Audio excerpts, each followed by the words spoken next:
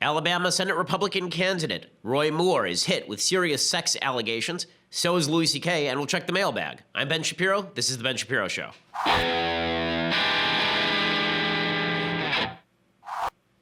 So the sickness has not yet lifted from me. Like Doc Holliday, I'm going to have to be sent out to the desert to cough up a lung. But before any of that happens, we will get to the news of the day. I'm going to talk at length about Roy Moore. How seriously should we take these allegations? Are they credible? What should Roy Moore do? And why is it that everyone always seems to jump to the defense of a person so long as they are on their political side? We'll get to all of that. But first, I want to say thank you to our sponsors over at Birch Gold. So, you look at the economy right now, it's doing great. Thank God. It's all great. The stock market is doing really well. The real estate market is booming. But we have seen this before, and very often it is followed, every 8 to 10 years apparently, by some sort of crash. And that's why you should at least be hedging your bets with some precious metals. You should at least have some of your portfolio in precious metals. You can do that with my friends over at birchgold.com.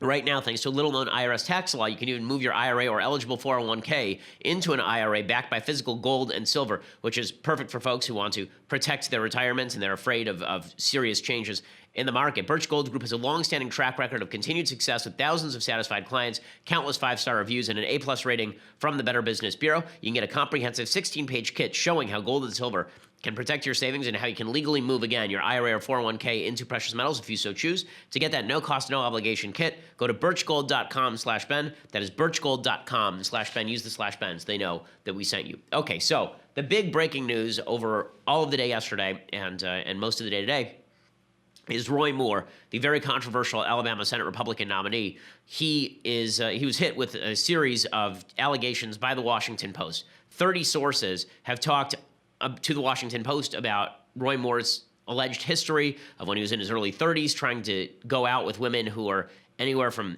14 to 18 years old. The most serious allegation is brought by one particular woman who was 14 years old, named Leigh Korfman, and she alleges sexual assault by Roy Moore when he was 32 and she was 14.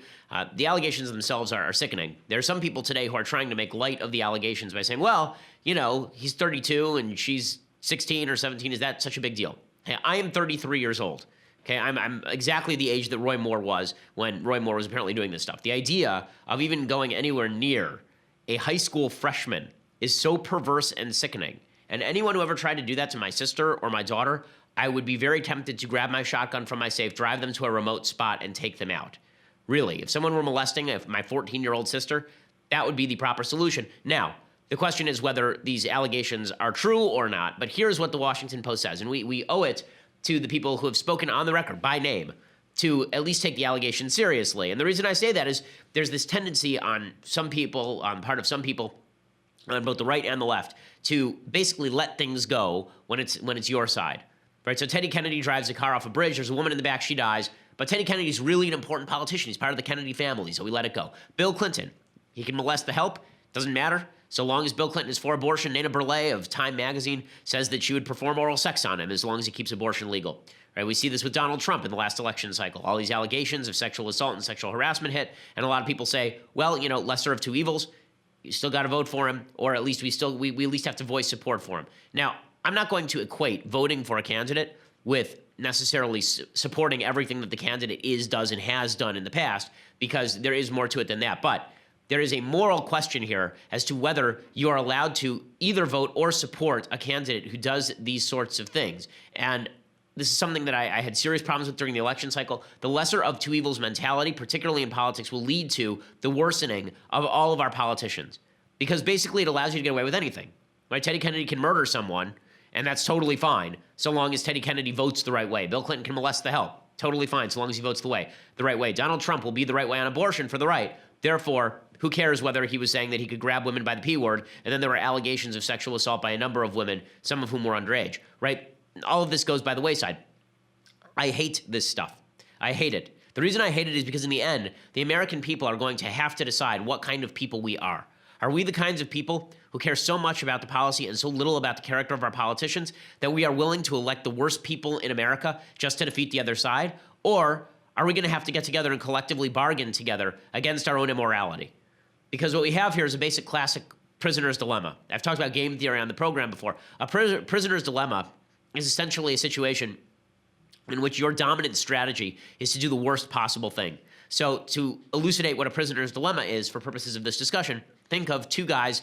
It's the movie LA Confidential, starring Kevin Spacey. And in that movie, they capture two suspects. They put them in separate rooms. And then they tell each suspect, if you rat on the other guy, then we will let you off. But if you do not rat and the other guy rats you out, you're going to get the max sentence. If you both rat on each other, then you're going to get somewhere in the midway, right? You're going to get, instead of a 10-year sentence, you'll both get a 5-year sentence. So the best solution for these guys would be to not testify to anything, right? The best solution would be for them to keep their mouths shut because then they'd be released.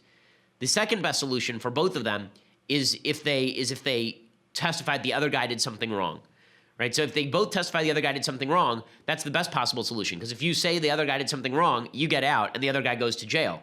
Well, the problem is, unless you really, really trust the other guy, you're both going to cheat. Right? You're both going to say the other guy did something wrong, you're going to tell on each other, and you're both going to go to jail. That's what's happening here with regard to bad people who are politicians.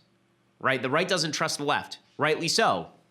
We don't trust that the left is going to uphold any sort of moral standard with regard to their candidates. We look at all of these politicians that they've supported, despite how disgusting they are, and we say, well, if you're not going to withdraw support from politicians who do disgusting things, why should we? Why should we hamper ourselves by handing you an Alabama Senate seat by not supporting somebody like Roy Moore? This is immoral logic because there's an actual, the difference between a normal prisoner's dilemma and this is that there's an actual moral imperative for people to come out against sexual assault. That does not exist in a normal prisoner's dilemma situation. But you can see why everyone is falling into this trap, right and left. The left looks at the right. They say, you supported Trump. Why shouldn't we support Clinton? The right looks at the left and says, you supported Clinton. Why shouldn't we support Trump? Each looks at the other and they say, you guys support bad guys, so why shouldn't we support bad guys? And so we all end up supporting bad guys. We need to have a bargain with one another as Americans. Everyone needs to say, I am not going to support bad people. Now, here are the allegations about Roy Moore. The easy way out for people on the right has been over the past 48 hours to basically say, well, it's not been proven. One of the problems of sexual assault allegations is it's very difficult to prove them, right? Particularly 40 years after the fact. If you believe Juanita Broaddrick, but you don't believe Leigh Korfman, you need to ask yourself why. Does it have something to do with politics, or is there something more credible about Juanita Broaddrick than Leigh Korfman? I don't think there really is. I think that Leigh Korfman seems relatively credible. And again, one of the questions here is going to be, does this fall apart over time? Does the story fall apart over time? Roy Moore denies the allegations, but you have to judge for yourself. And I think that we all have to be intellectually honest. Do you doubt the story, or do you doubt the story for political purposes?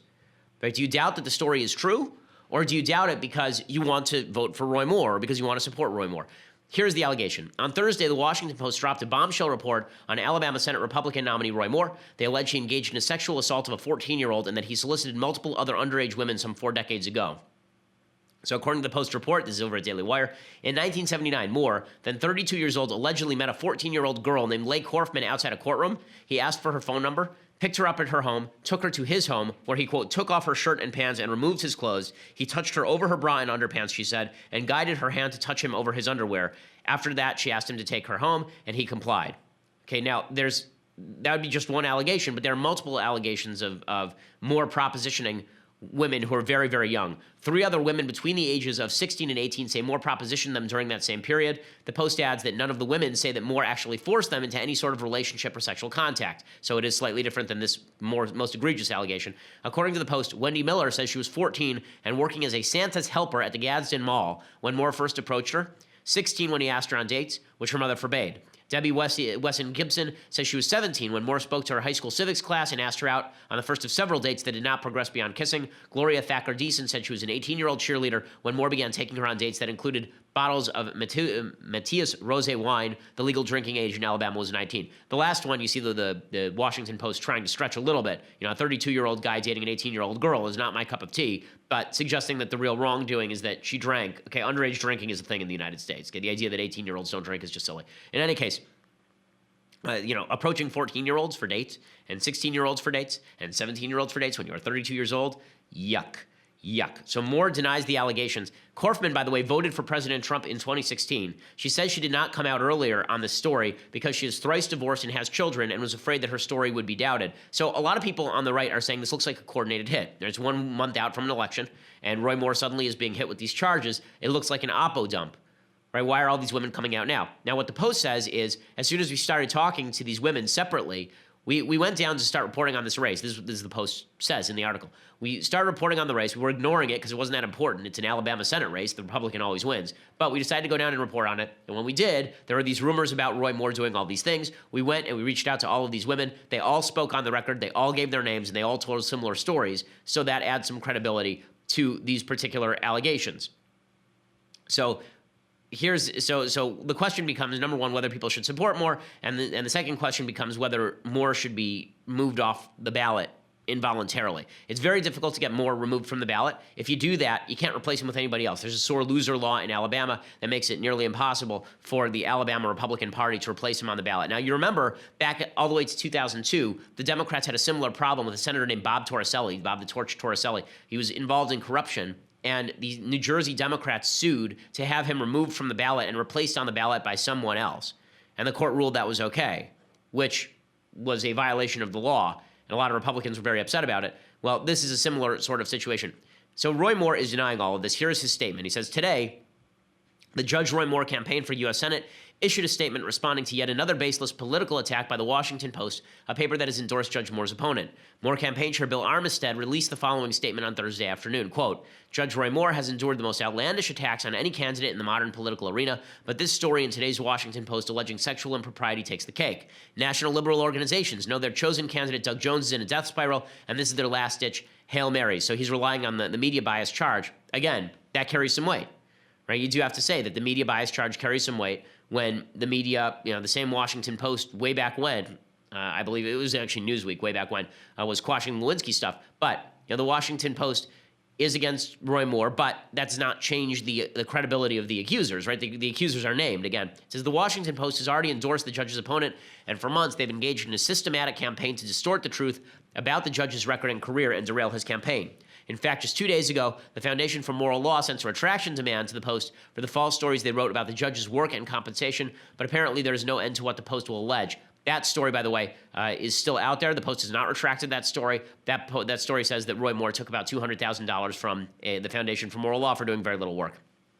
And the statement continues, the judge has been married to Kayla for nearly 33 years, has 4 children and 5 grandchildren. He has been a candidate in 4 hotly contested statewide political contests, twice as a gubernatorial candidate, twice as a candidate for Chief Justice. He has been a 3-time candidate for local office. He has been a national figure in 2 groundbreaking judicial fights over religious liberty and traditional marriage. After 40 years of public service, if any of these allegations were true, they would have been made public long before now. Okay, now, that's not an argument I particularly like, the argument that we would have known about this earlier, because we now know that there are allegations that are surfacing about a wide variety of public figures that nobody knew earlier. Or if they did, they were rumored but never confirmed, right? Harvey Weinstein was doing this crap for 20 years, and we're finding about it now. Denny Hastert was the Speaker of the House for the Republicans for several years. Denny Hastert, it turns out, was molesting high school boys. Right? So this idea that it didn't come out for decades, therefore it must not be true, that's a little bit of weak tea. It's a little bit of weak tea. They say that the garbage is the very definition of fake news and intentional defamation. The question is whether Roy Moore is going to actually file a lawsuit. Even if he files a lawsuit, no guarantee that the lawsuit is either going to succeed or that it proves that Roy Moore is innocent of the charges. You can file a lawsuit and then later drop the lawsuit, right, without being countersued, presumably. President Trump has sounded off. According to the press secretary, she says that that Trump said, quote, he believes if allegations are true, he will do the right thing and step aside. He's calling for Moore to step aside if the allegations are true. But that statement, if the allegations are true, is a pretty dicey one because, again, there's no way for anyone to confirm whether the allegations are true except based on the word of the person who's talking about this. Right, so I know there are a lot of people who are thinking about, why wouldn't these women come forward earlier? Why did they keep silent for so long? And I think that it is important to read some of the accounts of women who didn't come forward earlier. I'm just trying to be intellectually honest as I can be about this because I don't know and you don't know. Right? I don't know whether it's true and you don't know whether it's true. All we can do is go based on the allegations that are made by 4 different named women in the Washington Post report and somewhat substantiated by supposedly about 30 witnesses. Right? So people who were talked to at the time. I'm going to get to why I think it's important to read the accounts of women who have kept silent for a long time about people who molested them in just a second. But first, I want to say thank you to our sponsors over at the USCCA. So you've heard me talking a lot about the U.S. Concealed Carry Association, and right now you get to go to their free live training event, Tuesday the 14th, and it's all about what you should do if you are forced to defend yourself in your home. You'll get to ask your questions live as personal defense experts show what you can and cannot, when you can and cannot use deadly force in your house, what happens after you shoot, you will be arrested, and what you should do, training skills to keep those skills sharp, and you can make sure you get all of this at their live training event. Go to concealedcarrylive.com to secure your spot. Again, you'll get concealedcarrylive.com, you get all that information. Plus, you get 3 chances to win a Glock 19 just for registering. They are giving away 3 Glocks live during the training. Don't miss out. Concealedcarrylive.com now to get your 3 chances to win. Again, that's concealedcarrylive.com. Concealedcarrylive.com gets you great information, plus the 3 chances to win a gun, which is pretty cool. Okay, so there's what I think is kind of a heartbreaking account from Nancy French. Nancy French is the friendly with the Daily Wire. She's the wife of David French, with whom I'm pretty good friends. And Nancy has ghostwritten for a wide variety of right-wing public figures, ranging from David Clark to Sarah Palin. And here is what she says. She says, I used to admire men like Roy Moore because I loved everything about church. The off-key a cappella rendition of Onward Christian Soldiers, the typos in the bulletin, the ladies who smelled like Aquanet with little rouge circles on their cheeks, and yes, men like Moore who said long prayers around the show. This changed one hot summer day when I needed a ride home from vacation Bible school. I was delighted when the preacher volunteered to drop me off. As we drove, I chatted incessantly, happy to have him all to myself without people trying to get his attention in the church parking lot. When we got to my house, I was shocked that he walked me inside my dark house, even more surprised when he lingered in conversation, and thunderstruck when he kissed me right on the lips. At 12 years old, I swooned over my good luck. He picked me out of all the girls at church, but the relationship, especially after he moved on, reset my moral compass. If all the church conversation about morality and sexual purity was a lie, what else was fake? Now that the family of God felt incestuous, I rejected the church and myself. Didn't I want the preacher's attention? Didn't I cause this? When I careened from faith, I made a series of poor romantic decisions that later almost cost me my life. Still, I couldn't very well criticize the church because I was an utter emotional mess. On Thursday, all of this came back to me after I read one sentence in the Washington Post. The article was about allegations that Alabama Senate candidate Roy Moore sexually touched a teenager when he was in his 30s. A sentence from Leigh Korfman, who was 14 at the time, jumped out at me. Quote, I felt responsible, she said. I swallowed back tears as I read the rest. I felt like I had done something bad, and it kind of set the course for me doing other things that were bad. After her life spiraled with drinking, drugs, boyfriends, she attempted suicide 2 years later. In fact, she didn't come forward earlier because she worried that her 3 divorces and poor financial history would make people doubt her story. This is one of the reasons why women don't come forward sooner, is because they do carry guilt when there are situations like this. And sexual predators, this is well known. Whether or not Roy Moore is one is still questioned, but it is true. Sexual predators tend to target girls who are in a vulnerable state. They tend to target girls who they can shed some sort of shadow on their credibility if push should come to shove. They'll target girls who are fragile emotionally and seen as unstable, and then if the girl says something, they'll say that it was fabricated. Right? This is very well known that this is something that older male sexual predators will do. Okay, with all of this said, I'm going to leave it up to you. When I say I'm going to leave it up to you, I'm going to say, well, here's my perspective, and then I'm going to say that you can have your own perspective. I believe that these allegations are credible. I believe the allegations are credible because this woman went on the record, and because there are multiple women who allege that Roy Moore reached out to them as teenagers, and that he went as far as they would allow them to go, and then stopped when they said no. Right? The allegations seem consistent to me, and they seem credible to me.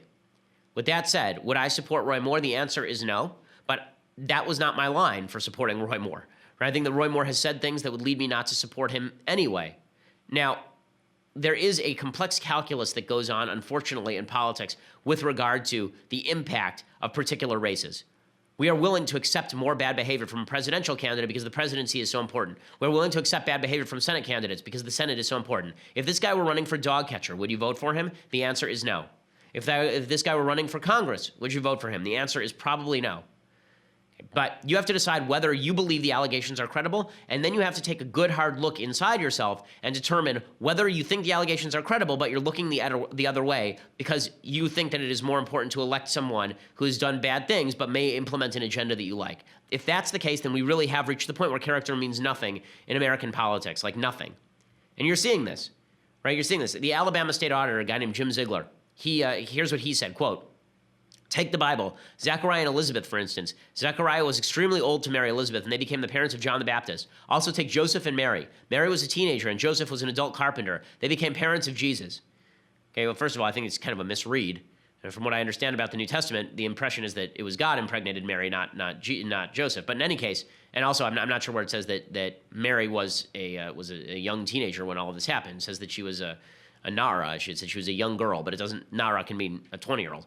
In any case, there are a bunch of people who rushed to Roy Moore's defense on this. There's a state representative, Ed Henry. He said, if they believe this man is predatory about the women, they are guilty of allowing him to exist for 40 years. I think someone should prosecute and go after them. You can't be a victim 40 years later, in my opinion.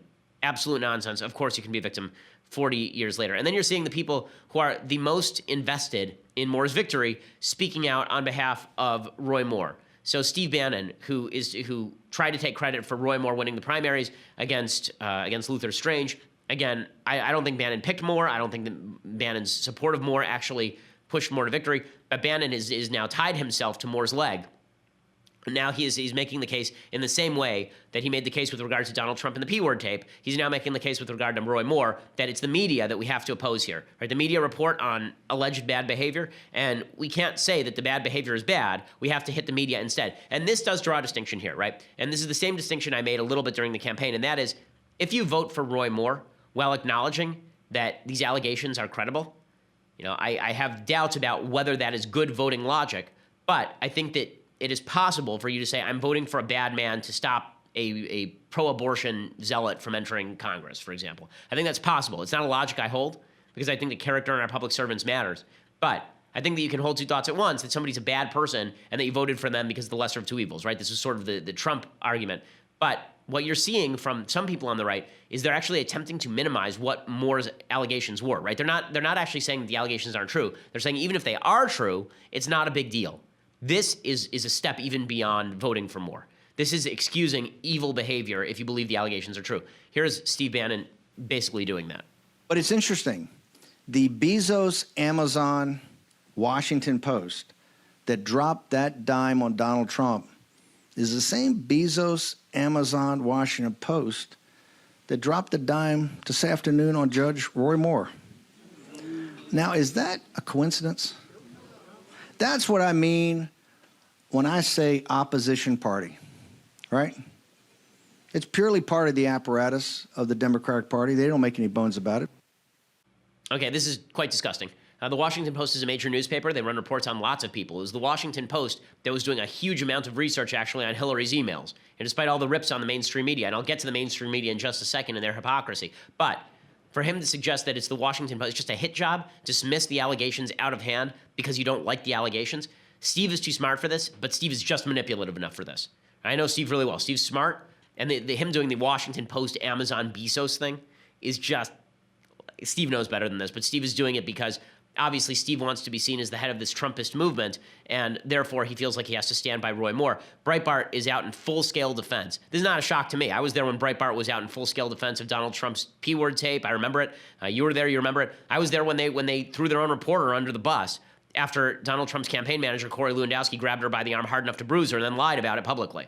I was there for all of that. So it's no surprise to me that Breitbart has made itself into an arm of the Moore campaign and is now basically doing PR for Moore on this story. Joel Pollack, who's an editor over there, and I know Joel pretty well. Joel's on MSNBC last night. Again, these are not defenses that moral people should be making. Okay, what Joel's about to say here is not a defense that a moral person should make. The defenses to Moore should be one: these allegations are not credible, and here's why I think the allegations are not credible. Right, that would be the only real moral defense of this. And then two would be maybe he's guilty of all of this, but it's politics. Everybody's dirty. I don't like that defense. I think it's gross. I don't agree with it. I think that we all should have basic standards for our public servants, but that would at least be an intellectually honest argument. Joel's about to make a very intellectually dishonest argument, I think an immoral argument here. The 16-year-old and the 18-year-old have no business in that story because those are women of legal age of consent at the time. But that's not what the article said. The article's talking about teenagers. I mean, you can argue that maybe they shouldn't be writing about teenagers, but the point is it's not inaccurate. My point is that the Post has successfully put a narrative out, at least on MSNBC and in other places, that there's this pattern of teenagers. There's really, as far as we know, the facts could come out differently, but as far as we know, there's only one relationship that's been alleged that's problematic. Okay, no. If you're making out with a 16-year-old at 33, that's a problem. That's a problem. Joel has daughters. He knows better than this. And if you're allowing yourself to become the shill of a campaign to the point where, you're saying stuff about a guy on your own side you would never say about anyone on the other side? Again, flip the script for a second. If there are allegations that Bill Clinton had molested a 14-year-old and that he was asking out 16-year-olds and making out with them when he was 33 and an assistant DA, which is what Roy Moore was at the time, what do you think the right would be doing? All I'm asking here is a little intellectual consistency. Not because I want a Democrat to take the seat in Alabama. God forbid. I don't want a Democrat to take the seat in Alabama. My preferred solution here would be a write-in candidacy from somebody to win that seat, which is quite possible. Lisa Murkowski just did it in Alaska. There's no reason you couldn't have a write-in candidacy for someone who's not Judge Moore. But one of the things that I think is really gross is the capacity. It's been amazing to me. The capacity, the human capacity to rewrite history and fact in order to avoid cognitive dissonance is an amazing thing to me. It's an amazing thing to me. You know, the fact that there are so many people who are willing to rewrite in their own heads the facts of a given situation so they don't have to feel bad about what they're doing, it's to me one of it is to me the number one problem with human beings just as a species. Our biggest problem is that we are unwilling to live with cognitive dissonance. We are unwilling to live with the fact that some of the people we may like politically are bad people or do bad things. And so instead, what we end up doing is throwing all morals under the bus in order to protect people who we think are actually doing bad things. Again, Joel making the case that a 33-year-old making out with a 16-year-old girl is not a problem is pretty amazing. It's pretty amazing and pretty disgusting. Okay, so before I go any further, and I want to talk about the media hypocrisy here too. Before I go any further, I want to talk a little bit about our brand new sponsors over at filterby.com. So one of the things that you never think about in your house is the air quality. You never think about it because who thinks about the air quality? Who thinks about the vents? Who thinks about the filters that you use on the vents? Well, you don't think about it, and what you do is you leave those filters in there for 5 years, and then you look at them and they are completely black, and they've been filtering out nothing, and it turns out that your house is full of dust and mold and grossness. That's why you need to go to filterby.com. Filterby.com sends you the size you need within 24 hours plus free shipping. They use double industry standard MERV rating on most filter sizes, and all their filters are manufactured right here in the United States. They can ship any size in any quantity, and you save 5% when you set up auto delivery, which is great. You know, auto delivery is what I would recommend with filterby.com because it'll just deliver the new filters to you on a regular basis, and that way you never have to think about it again. It just comes in the mail. You say, oh, look, it came in the mail. That means it's time for me to replace my filter. You replace the filter, and everything is good to go. Go to filterby.com today. Get the best price on top quality filters shipped within 24 hours plus free shipping. Filterby.com. That's filterby.com. Again, you never have to think about air quality again when it just comes in the mail and you stick it in the vent and everything is good to go. It's a no-brainer. Filterby.com. Best price shipped to you for free within 24 hours and save 5% when you get auto delivery. Filterby.com. Check it out. Okay, so none of this is to ignore the hypocrisy of the left when it comes to these sorts of sexual assault and sexual harassment allegations. Bernie Sanders, for example, he comes forward, he says that Judge Moore should step aside. I first have to ask you about this revelation about a man who could be your colleague in a matter of weeks, whether you think the Republican Party should rescind its nomination. Let us hope that he will not be my colleague or anybody else's colleague. You know, I think you have heard, Chris, that there are a number of Republicans who are saying that at this particular time, given these horrific charges against Mr. Moore, that it would be appropriate for him to step aside. And again, it's a, you know, I may not, you know, I may agree with Bernie Sanders, but where was Bernie Sanders on Bill Clinton? Was he arguing for him to step aside? And this is the logic that so many people are using today. They're using this logic. I use this logic too with regard to Bob Menendez, saying, you know, it would be nice if the media presented, you know, 1/10 the effort on Bob Menendez that they will on Roy Moore. Now, people are saying, well, yeah, but they've got reporters at Bob Menendez's hearing, right? They've got Politico and CNN has covered it. It's true. But the New York Times is a very large newspaper, okay? There are a lot of pages in that newspaper. Is Bob Menendez on page 1 or is he on page A11? Right? You can cover stuff and still bury it. Okay, so Newsbusters has done a pretty good study on this, and here's what they found yesterday, okay? This is from September 6th to November 10th. Okay, from 9/6 to 11/10. Okay, they've covered this. Here are all the shows and how they have covered Bob Menendez. Okay, ABC's Good Morning America. Again, this is over a month of coverage. Actually, it's more than 2 months of coverage. In 2 months of coverage, ABC's Good Morning America have mentioned it for a combined 1 minute 48 seconds. CBS This Morning 22 seconds. NBC's Today 0. ABC's World News Tonight 0. CBS This Morning 0. NBC Nightly News 0.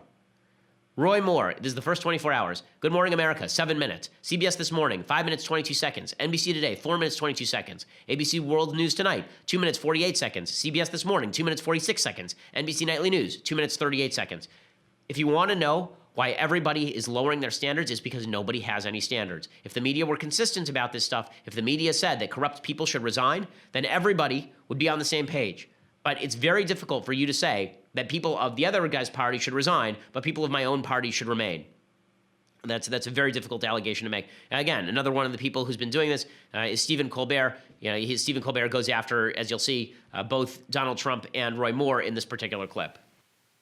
Besides the 14-year-old girl, the Post talked to 3 other women who say Moore pursued them when they were between the ages of 16 and 18, and he was in his early 30s. My God, these accusations are so damning, voters are either going to force him off the ballot or make him president.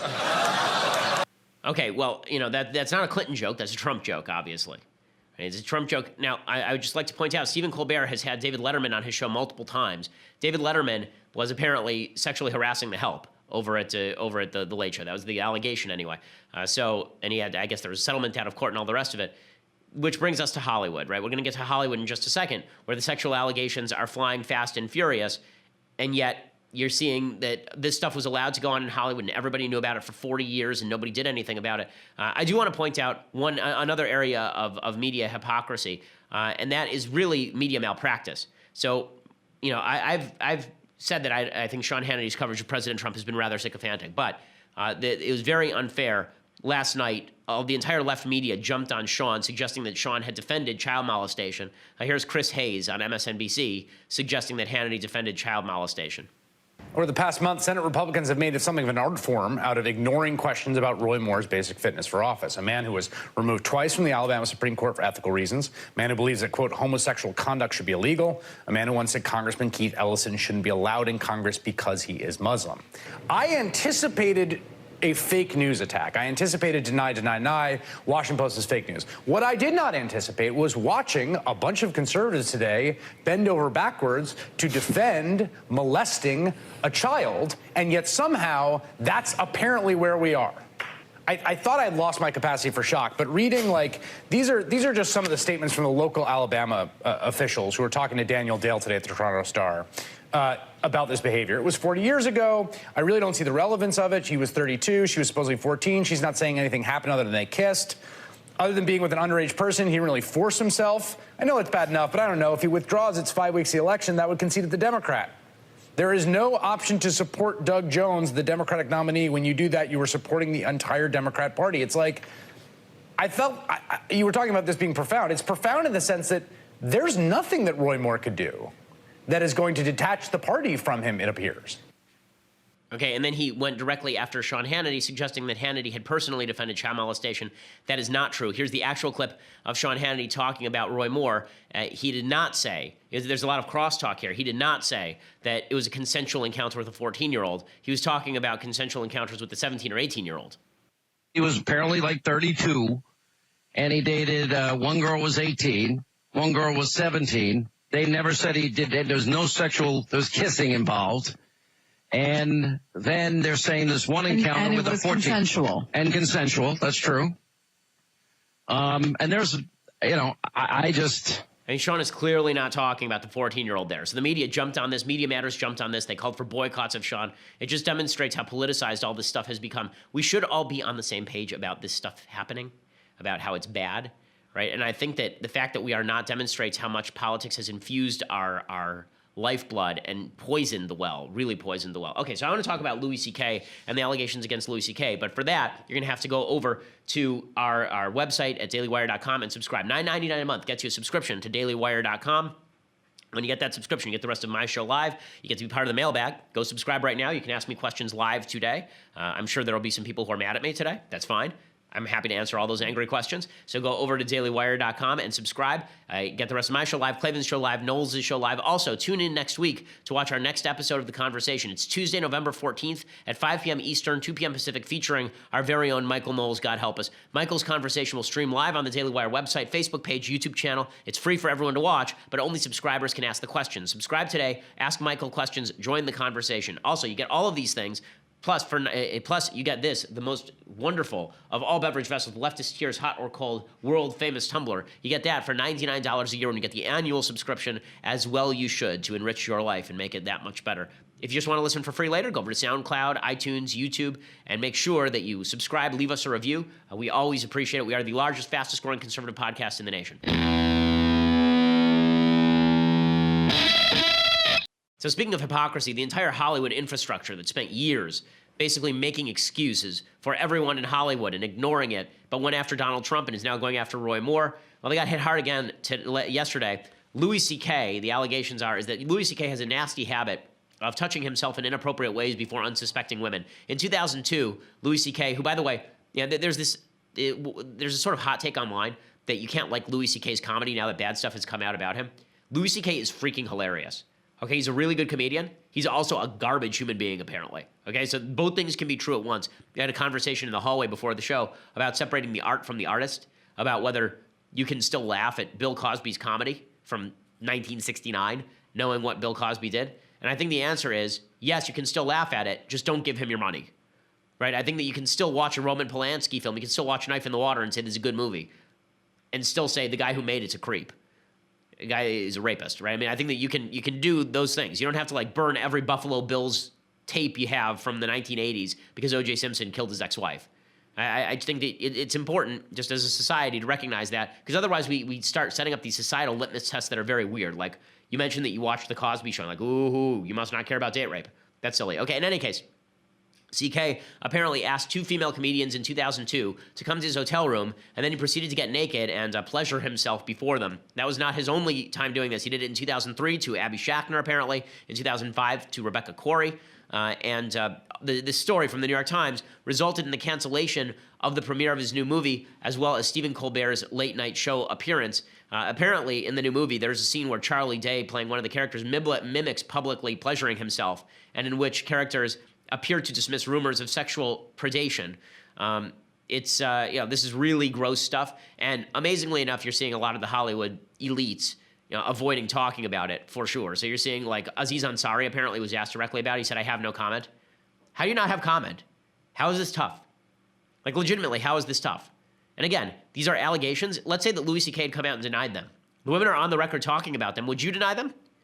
Right, let's talk about Kevin Spacey for just a second, okay? Because the allegations about Roy Moore and Kevin Spacey are actually quite similar. The allegation about Kevin Spacey was that he took a 14-year-old to a party and then brought him into the bedroom and tried to sexually molest him. The allegation about Roy Moore is that he picked up a 14-year-old and brought her back to his house and tried to sexually molest her. Right? Those are the allegations. And the allegation is, by the way, exactly the same in the sense that when the 14-year-old said to Spacey, stop, apparently Spacey stopped. And when the 14-year-old said to Roy Moore, stop, Roy Moore apparently stopped. Now, some people are saying, well, Spacey didn't deny the allegations, Moore is. This is, it's true that is a significant difference. It is also true that if Kevin Spacey had denied it, would you believe it? Would you believe it if Kevin Spacey had denied it? Or did you say, probably happened? Especially since the actor was willing to go on the record. Again, I'm just pointing out here, folks, try to be intellectually honest with yourself. That's how you know whether you are acting in accordance with your morality, is if you ask yourself these tough questions. And I'm not telling you which way you have to come down. I told you how I come down, what I think is the moral thing to do. But if you choose differently, that's your problem. It's a free country. But at least be honest about what you're doing. Okay, time for some things I like, things I hate in the mailbag. So, things I like. There's a movie out by Noah Baumbach, who is not my favorite director. I really don't like his work very much. But the Meyerowitz stories on Netflix, which is now getting all sorts of, it's getting rave reviews, and also it's getting buried because Dustin Hoffman was accused of sexual harassment and he stars in the movie. He was seen as somebody who would be up for an Oscar nomination probably for this.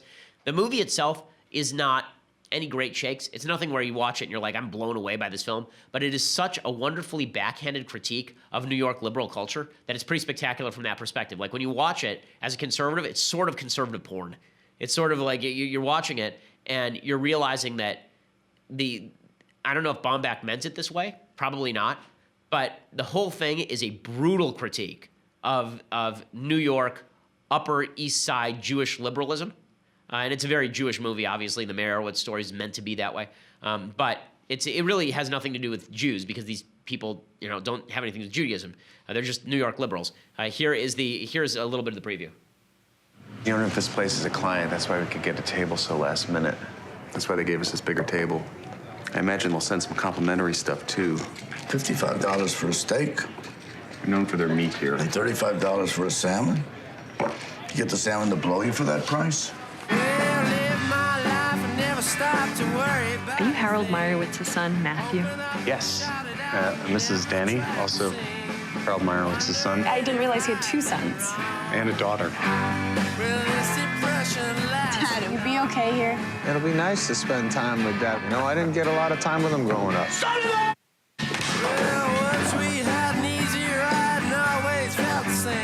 what the? So they pitch it as a comedy, but it really isn't a comedy as much as it is sort of a dramedy. So basically, the characters are, Ben Stiller is the successful son who is not artistic. So here's sort of the plot. You can pause the trailer. So when you actually hear the here's the plot basically. Dustin Hoffman is an aging sculptor, okay, and he's never created anything that really is meaningful or great, but he's sort of a minor artist. And his sons are Adam Sandler, who is a former pianist who is unsuccessful and has been basically a house husband taking care of his kid. And his other son is Ben Stiller. They're half brothers. They have Meyerowitz, the Dustin Hoffman character, has been married four separate times, I guess, in the movie.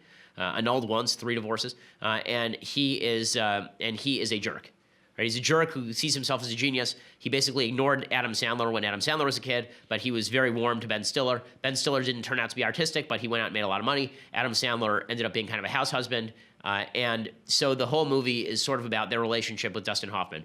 What's fascinating about it is that it's meant to. I think the movie is trying to say that art is worth it. But there is one key speech that Adam Sandler gives where he basically says, I have to think that my dad was a genius because otherwise he's just a jackass, basically. And it does demonstrate, I think, in a backhanded way, how the artistic community thinks about itself. It's okay to be a bad person so long as you create good art.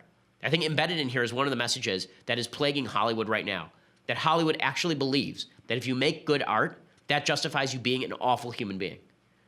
And Dustin Hoffman sort of gets away with it in the film, being an awful human being.